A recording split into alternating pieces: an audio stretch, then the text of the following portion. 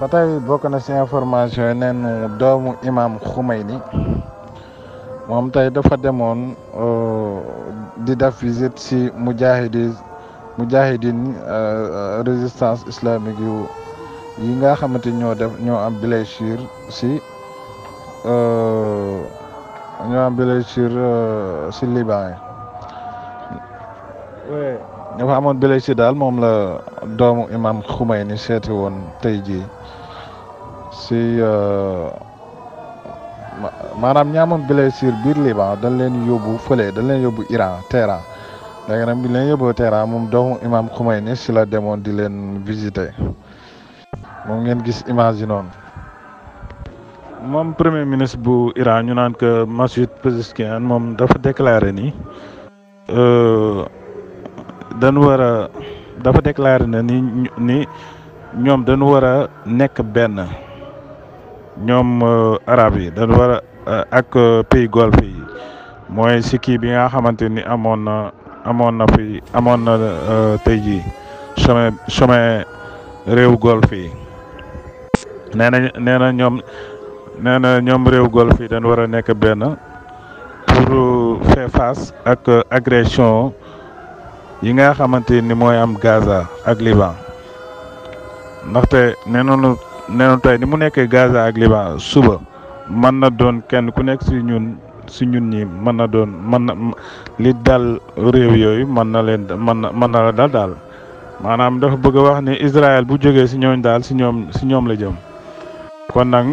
il est temps que ñoom ñëpp ñu nekk benn faire face ak Israël ndax mu arrêté li muy def. di wax ni Iran ginnaaw bi mu defee échec ci opération terrestre bi nee nañ tey dafa xëy def ay bombardement yu métti biir banlieue Liban bi nee nu Israël tey dafa mené plus de 20 frappes aériennes ay missiles anti-bunker nee daal ginnaaw bi mu essayé ci opération terrestre bi daal li mu jëlaat tey mooy bombardement bi bokk na nag ci nee nañu ki mu doon wut mooy que ni ki nga xamante ni moo war a wuutu Hassan Nasrallah ñu naan que Qasem Sayfi ad-Din moom la doon ciblé pour bombarder ga moo waral bombardement yu métti yi am foofu tey ba ay missile anti bunker neen daal doon na fa lu tolloo 20 ci banlieue sud Liban bi yow koo xamante ni ñëwagul sax nga commencé di ko rey kenn tegeeku ko yow di ñëw soxor way ba tey bokk na ci information yi mooy que ni Pentagone ñoom neen dañu rejeter possibilité di force OTAN yi di intercepter missile Russie biir Ukraine ki yor wàllu porte-parole bu Pentagone ñu naan ko Lloyd Austin moom nee na loolu dafay dugal États-Unis ci guerre Russie Ukraine loolu moo tax ñoom duñu nangu waa OTAN ñuy intercepter missile Russie yi ci biir Ukraine ba tax na daal moom nee na Kiev mën na défendre boppam manière indépendante maanaam daal mën na défendre boppam ñoom ginnaaw bi nu defee seen réunion ñoom naaru golfe yi bokk na ci ñu fa teewoon mooy que ni Dubaï ak Émirats arabes unis ak ministre d'état arabe yi ñoom ñoo daje woon foofu participer ci benn sommet Asie neen coopération aussi dialogue organisé maanaam ki ko organisé mooy Qatar nee na bokk na ci liñ doon waxtaan mooy escalade bañ a conflit Israël ak Iran bokk na ci liñ doon waxtaane mooy diggante Iran ak Israël nee nag am na 3 sources yoo xamante ne nii ñooñu de sources yooyu da xam naa buñ ko xoolee ba si biir waa Émirats arabes unis lay doon wala Bahreïn. nee na ñoom état yooyu ñoom neen assuré nañu Iran que ni ñoom dañuy des di neutre si conflit bi am entre moom ak Israël. aussi tamit nee na ñoom duñu autoriser Israël muy utiliser seen espace pour bombarder Iran. ñoom pays golfe yi loolu nañu wax. président bu Iran nag Massoud Pezeshkian moom teewoon na fa ak yeneen autorité yu bokk ci réewu arab yi teewoon na fa. ba tey bokk na ci information France bi ñu naan que Patrick Pajean moom benn chercheur la moom dafa dem ni ñoom France dañuy porter plainte contre John Stoltenberg. John Stoltenberg nag moom moo nekkoon njiitu OTAN te léegi irlandais bi remplacé ko moom nag nee na dañ koy porter plainte ndaxte dafa dugal OTAN si préparation wu mu participer si préparation conflit bu Ukraine. moom nag mi ngi ko xamalee tey jii bi mu def conférence de presse si biir Bruxelles. nee na John Stoltenberg dafa participer si escalade conflit bi am bi Ukraine contre Russie. aussi tamit am na yeneen accusé yu ñu ko accusé moom ancien secrétaire général bu OTAN bi. nee na maanaam sécurité pays yi nga xam alliance yi maanaam daal sécurité bi war amu fa jamono yi mu impliqué woo si guerre OTAN bi. guerre Ukraine ak Russie bi maanaam daal liggéey bi ko war daal defu ko moom bi ko waroon defu ko moom John Stoltenberg ba tax na nee na chercheur boobu moom nee na dañuy porter plainte John Stoltenberg ancien secrétaire général bu OTAN. ba tey bokk na ci information moom vice ministre iranien bi yor wàllu affaires étrangères nee na bu fekkee ni Israël def na erreur ba def benn violent ñoom seen souveraineté nee na aussi cible seen intérêt ñoom dinañ réagir maanaam daal dina leen tontu nu mu gën a gaawee nee na dinañ tontu Israël nu mu gën a gaawee nee na actuellement di daal ñoom préparé nañu bépp face à face boo xamante ne ni Israël pare na pour def ko bépp préparation agression terroriste bu Israël def daal nee na ñoom préparé nañ ko pour répondre c'est-à-dire que loolu de moom mooy que ni ñoom am nañu nucléaire.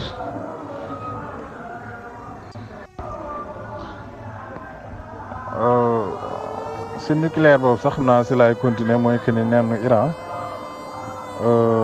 fii ak 6 mois dina defar 6 ogives nucléaires fii ak mois d'avril mu nekk fii ak 6 mois. nee na New York Times nag moo wax loolu nee na ki wax loolu mooy que ni ki xelam dafa màcc si wàllu bombe atomique. moom ancien directeur adjoint bu agence internationale énergie atomique ñu naan que Olil Henan moom moo wax loolu nee na li tax moom wax loolu mooy que ni maanaam daal dafa bëgg a wax ni chaque 6 mois daal Iran mën na si defar 10 ogives nucléaires chaque 6 mois. ndaxte nee na missile yooyu yi nga xamante ni Iran sànni woon na ko Israël nee na missile yooyu dañ ko defar pour tête nucléaire yooyu kese moom moo ko waral missile yooyu nee na missile yooyu daal loolu mooy mbiram tête nucléaire daal moom moo tax ñu koy kii comme déjà Iran am na ka kon c'est-à-dire que Iran am na nucléaire chaque 6 mois mën na defar 10 ogives nucléaires moom Iran.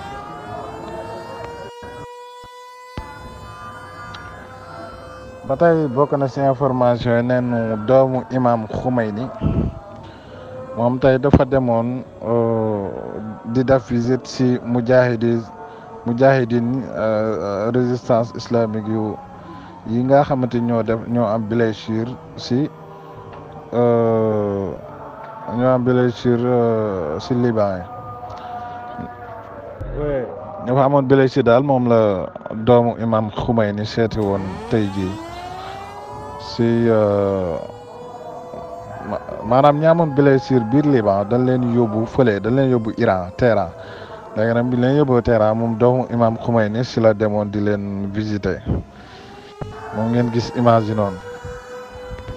moom premier ministre bu Iran ñu naan que Masoud Pezeshkian moom dafa déclaré ni dafa déclaré na ni ñoom dañu war a nekk benn ñoom arab yi dañu war a ak pays golfe yi mooy si kii bi nga xamante ni amoon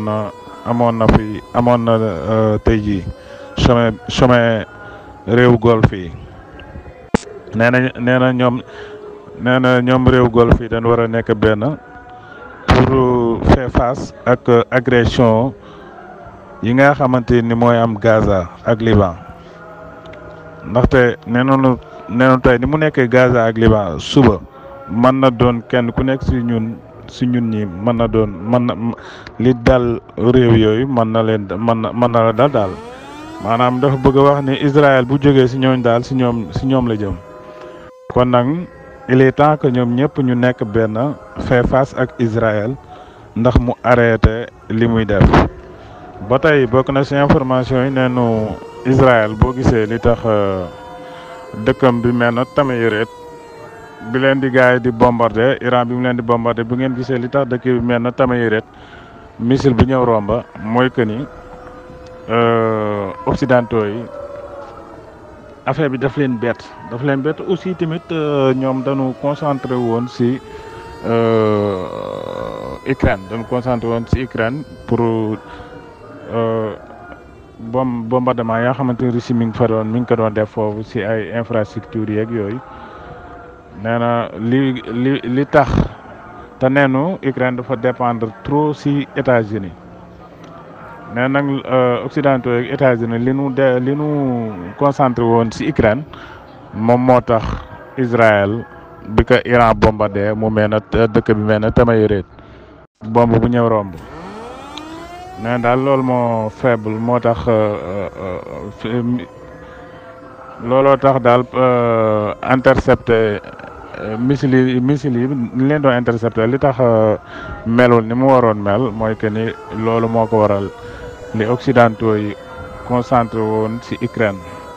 te jamono yi Russie dafa leen doon bombardé surtout infrastructure yi ndaxte ku nekk xam na sedd bi ni mu jub si nii bu jub see Russie li muy njëkk def mooy que ni yàq infrastructure yi énergétique yeeg yooyu yëpp pour sedd bi daal mën a sonal ukrainien yi.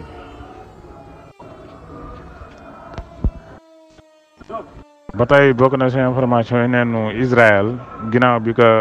Iran lapp yi metti yàq basam bi nekkoon Nicosia ginnaaw bi loolu amee Israël dafa brouiller internet bi nekk maanaam daal mooy li ngeen di gis noonu mel na lu blanc foofu yëpp base bi la mais Israël da ko brouiller pour bañ gaay xam dégâts yi nga xamante ni bombardement yi def na ko foofu loolu moo ko waral mu brouiller internet bi noonu pour bañ daal ñiy chercher pour xool dégâts ba xam dégâts am na fa ak yooyu ñu bañ ko gis moom ngeen gis noonu mu brouiller ko noonu bu ko defee kenn du xam ah ñoom neenu affaire bi dafa échec ah kon kay yëpp jaru ko mais dafa échec ba pare yow ngay làq li nga yàqule man daal Israël daal xam naa ñu rëy lañu quoi kuy guerre kay mooy am kuy guerre kay moom mooy am blessure boo amee blessure na da ngay assumer rek. Conseil sécurité bu Nations Unies nag ñoom def na ginnaaw bi loolu amee ñoom def nañu benn appel conseil sécurité bu Nations Unies def nañu benn réunion bi ñu defee benn réunion nag ki nga xamante ni moo fa teewal Russie ñu naan ko Vassily Nebenzia moom dafa déclaré ni Iran Israël yàgg na koy cokkaas pour mu am ak moom problème ba maanaam daal mu fait face ak États-Unis kon nag lii bu amee daal warul bett kenn moom loolu la déclaré daal Iran le fait que mu def lii mooy que ni Israël yàgg na koy cokkaas te cokkaas boobu yëpp du dara lu dul bëgg mu jàkkaarloog États-Unis moo ko waral. ba tey bokk na ci information mooy que ni Joe Biden tey dafa def benn déclaration que ni tey ji ni attaque bi nga xamante ni Israël mi ngi koy def contre Iran nee na bu fekkee ni maanaam Israël dafa dàkk installation pétrole yu Iran yi États-Unis si ay waxam laa wax de si ay waxam nag ndax États-Unis ñoom mën nañ dem droite jàdd gauche seeni wax ñoom d'accord nu Israël di frappe centre nucléaire enregistrement yu uranium yu Iran. aussi tamit Joe Biden tey nee na bu fekkee ni maanaam installation yu pétrole yu iranien yi bu fekkee ni Israël dafa bombardé installation pétrole yu iranien yi prix pétrole bi dina gën a yéeg dana augmenter jusqu'à 5 pour maanaam daal boo déggee ni mu wax daal mooy que ni ñoom bu nu sañoon loolu du am ndax nee na bu boobaa mën na yéeg ba $73 baril bi mën na ko jar mën na dem sax nee na sax am na nu muy demee mën na dem ba $76,86 mën na fa àgg bu fekkee ni Iran dafa Israël dafa frappé installation pétrole yu iranien yi Joe Biden loolu la wax kon nag xam naa loolu lu ñuy xoolaat la xam naa